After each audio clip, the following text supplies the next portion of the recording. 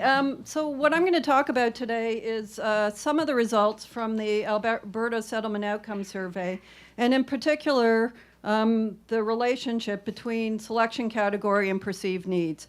I should mention that the report is, I believe now available on the Alberta Human Services website, and may be linked also to the Pathways to Prosperity website. Okay, so just to go quickly through the methodology for the survey.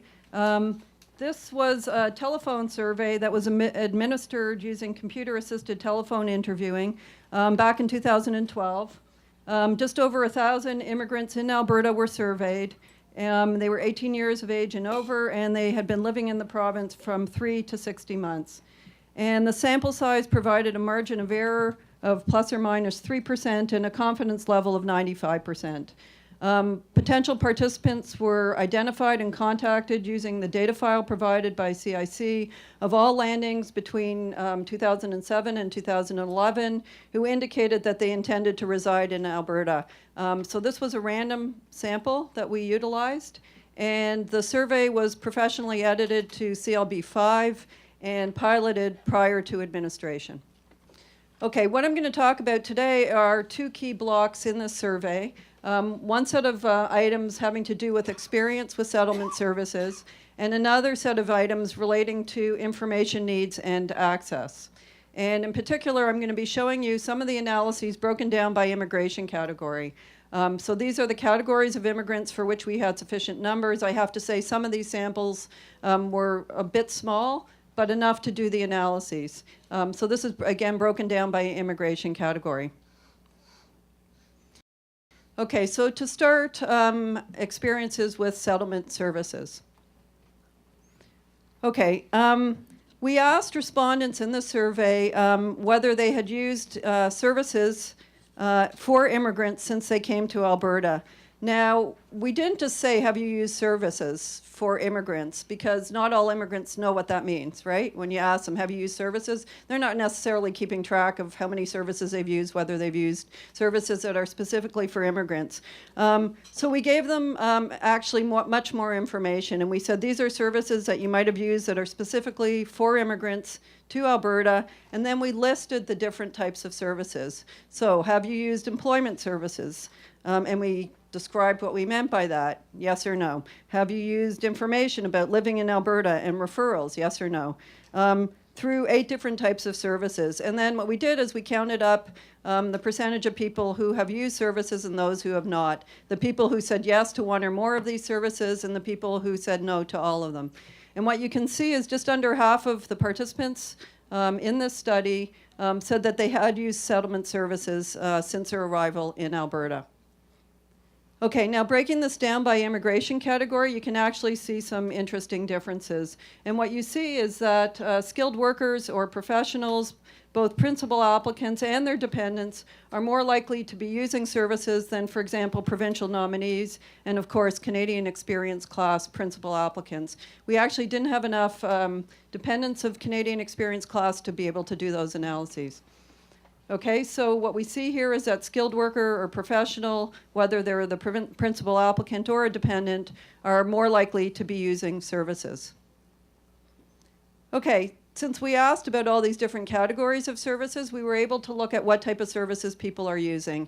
And what you can see here is that people who responded to the survey were especially likely to say that they had used employment services and English language assessment and instruction.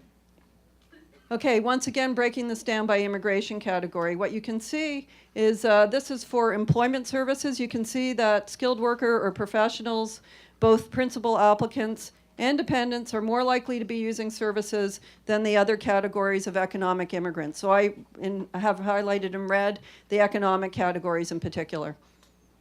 Okay, so provincial nominees not very likely to be using employment services, and Canadian experience class somewhat likely, but not very likely to be using these services. Okay, what's interesting is this comparison for who's used English language assessment and instruction by immigration category. And what you can see here is that compared to the other economic categories, principal applicant provincial nominees are especially likely to be using English language assessment and instruction. but their dependents are not. Okay, so now I just want to talk briefly about what about information needs. This is a topic that's close to my heart. I'm always interested in getting information out to newcomers and how we can best do this. And so we did ask quite an extensive set of questions about information needs and access. And so first of all, we asked people, where do you get information about settling in Canada? And what you can see is that many respondents say that they get information from government websites and from family and friends. Okay, so maybe not a big surprise, but the government websites I found a little bit surprising, but good. Now, in terms of the breakdown, we broke down by immigration category for immigrant serving agencies. So we're interested in whether immigrants in different immigration categories are using immigrant serving agencies for information. And we were also interested in employers and coworkers. So are immigrants in different immigration categories getting information from employers and coworkers in different percentages? Okay, so starting with information from immigrant serving agencies, like use of services, you can see that skilled worker or professional principal applicants and their dependents are especially likely, compared to the other economic categories, to be getting information from immigrant serving agencies. Okay, what about employers and coworkers? So this was sort of interesting. 40% of the Canadian experience class principal applicants say that they're getting information from employers and coworkers. Quite a few principal applicant provincial nominees and their dependents are saying that they're getting information from employers and from coworkers. A little bit less, but not a lot less, for the skilled worker or professionals. Okay, in addition to asking people where they get information, we ask them where they prefer to receive information, settlement information from the government. So if you have your choice, where would you prefer to receive settlement information from the government? And what you can see is that internet websites is the #1 source. So people like getting information, newcomers like getting information from the government from internet websites. Okay, and breaking this down by immigration category, again, I'm just going to do the comparisons here by the economic categories. You can see that 96.7% of the Canadian experience class principal applicants say they want information from internet websites. Skilled worker professionals, both principal applicants and dependents, again, 80% want information from the government on the web. And provincial nominees a bit lower, but not a lot lower. So for the economic categories, getting information from the website, from a website, is really important. Okay, so this is just a snapshot of some of the findings from the survey. The main themes that emerge are, first of all, that compared to the other economic categories, immigrants who are selected as skilled workers and professionals and their dependents are especially likely to use immigrant services, especially employment services. And compared to the other economic categories, principal applicant provincial nominees are especially likely to use English language assessment and instruction, though their dependents do not. Okay, compared to the other economic categories, immigrants selected as skilled workers and professionals and their dependents are especially likely to obtain information about settling in Alberta from immigrant serving agencies.